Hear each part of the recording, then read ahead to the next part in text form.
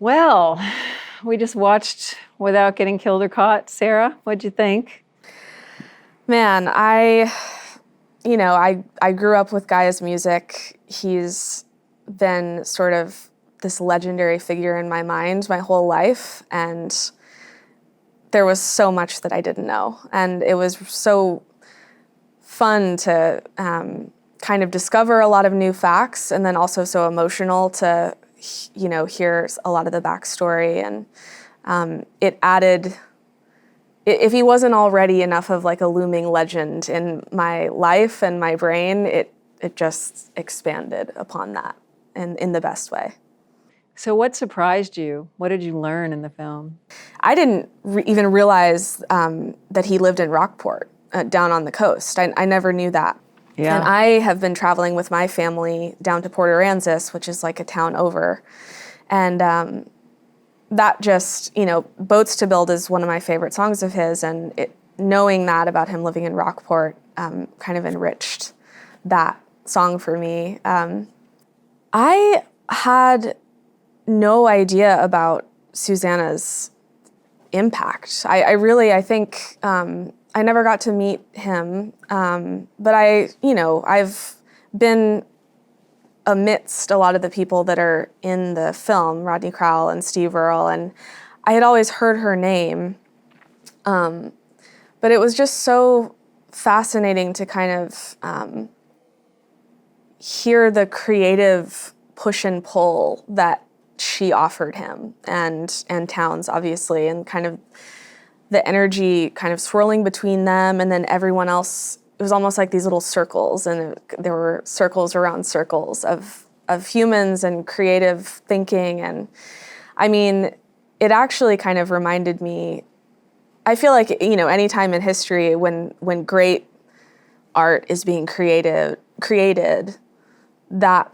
it's always like linked back to the community somehow. And, for me, it was like early on in Texas, it was my Texas community, and then it was Boston and the music community there. And it kind of reminded me of that, like always partying, like always sitting around in a circle, sharing songs. And I don't know, it was just, I didn't realize the role, like the weight of the role that she played in almost kind of like orchestrating all of that. And I don't know, it was just cool to kind of discover that.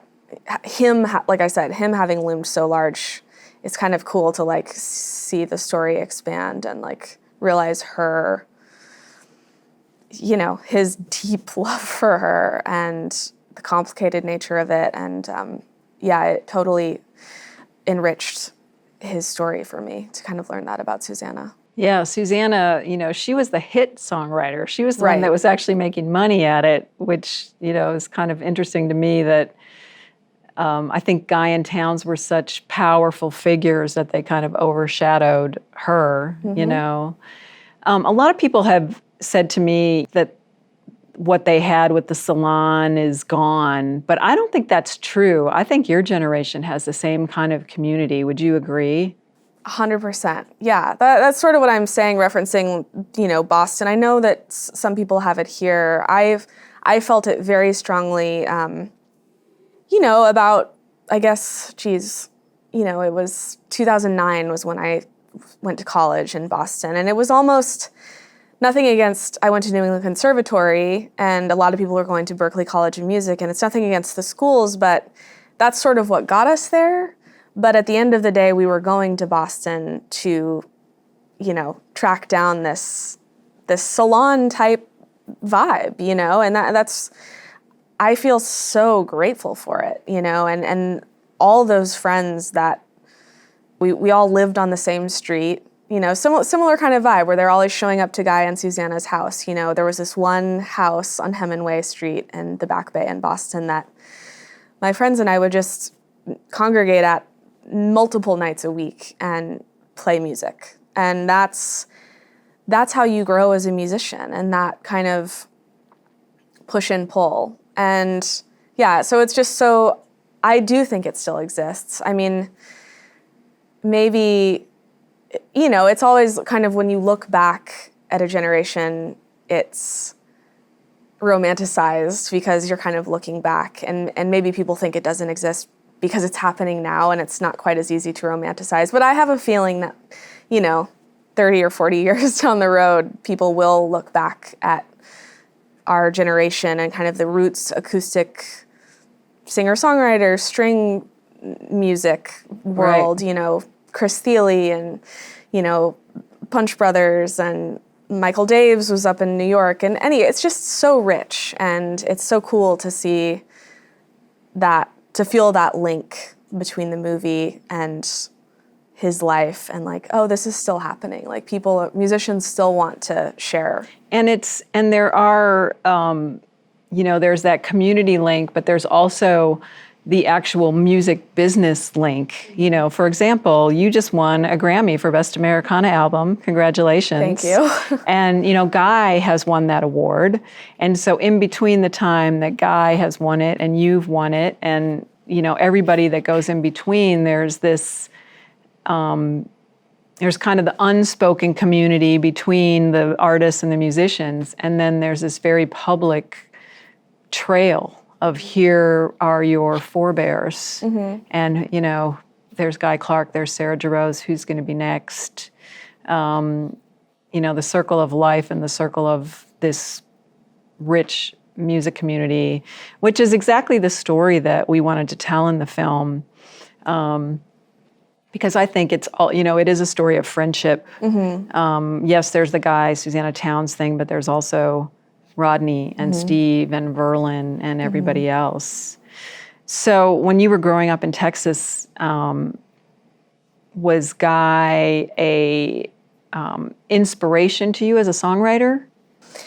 It's interesting, with this last album that I wrote specifically, World on the Ground, was very, in a way, it was almost the first album of mine that has been so deeply connected to my Texas roots, and writing a lot about Wimberley, the town that I grew up in and lived in until I went to college, and my parents are still there. And what happened was, his music, in addition to a lot of Texas singer-songwriters, was just, my parents are huge music lovers.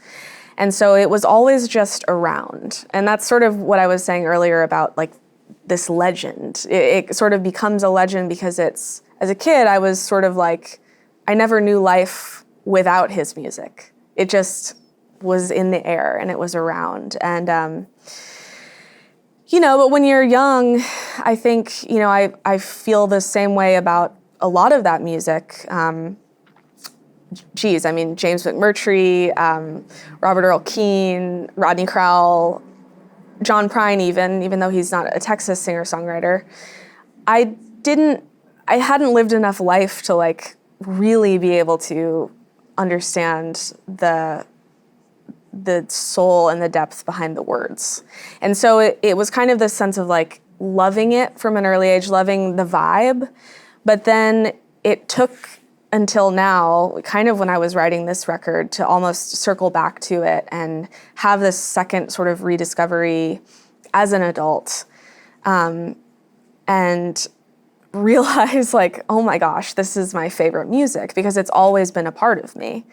And it was always just playing, his songs were always playing in the house. My parents would put the records on. I think Boats to Build was the first record of his that I remember really like, this is incredible, even as a kid. Wow. So it's just special. I love that with music, when you can kind of, I had sort of a visceral experience with it as a young person, and then a very like active experience with it as an adult. And I think it says a lot about the music to kind of be able to have different layers of uncovering things about the songs. So I guess long-winded answer, but his music was just always around. His songs were always playing in my house. And right. It's been a joy to kind of rediscover them now. So if you were to talk to someone from your generation or even younger generations, how would you describe Guy? Like, how, because he's been gone for 5 years now, and, how would you try to get a young person interested in listening to his songs? it's truth. I mean, at the end of the day, I think whether young people can express it or not, and all people, at the end of the day, we want to absorb things that are true and that are not shrouded in, and that's what I love so much. He struggled. It was so interesting kind of with those first 5 records where he was like really unhappy with them because, or not maybe with the songs, but with the way they were recorded. Mm-hmm. And it's so interesting watching him try to uncover his truth, And I think if I was trying to get a young person into it, it's just, telling them like, it doesn't get any more real than this. And maybe if you don't get it at first, sit with it and you're gonna uncover something in it that is real, because Guy was real. And it was so cool to kind of see him almost just take away. I love when they show him and he's just him and his guitar on the stage and it's like, oh, this is what it was always supposed to be, and yeah, that's sort of what I think it is. And that's how I would describe it to someone. It's just truth. So, kind of contrasting what happened with Guy's career and nowadays where there's people getting record deals off their TikTok social media, which I knew Guy pretty well, and I know he would never have had anything to do with that. Yeah, I don't. I actually have a TikTok, but I have never used it. The label actually forced me to make an account. I mean, nothing against those people who are doing it that way. It's such a crazy, constantly transitioning world that if you can grab a little bit of something that seems to work for you, then, more power to you. But I can't help but feel that way of going about it, this, just social media in general, I struggle with it a lot in how it, because there's so much importance placed on it, and it is kind of, especially in the midst of a pandemic, it's kind of the only tool that we have in a way to get music to listeners. And so it is important, and it's a way to share, and it's a way to feel connected between the musician and the listener. But I just can't help but feel this, especially with the TikTok thing, this sense of like, I don't know if the art is being created for that format is really going to stand the test of time. And it's just something that I can't see lasting forever. Maybe the format will, but the art that's on it, and that's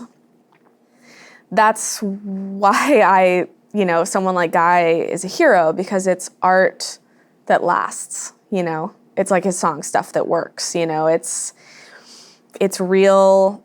To be fair, I feel like if somebody wanted to do a dance video to a Guy Clark song on TikTok, like maybe that would take off and it'd be great. But it's just this idea of like creating art for that specific purpose, as opposed to someone like Guy who's like creating art to try to be an artist and to try to honor his soul and his art. And that's personally what I try to do. And, it's tough because there's a lot of noise, and you do kind of have to cater to that online world in some way these days. I'm curious what you thought of Guy in the film, and he said this to me a lot, that he hated to be called a craftsman.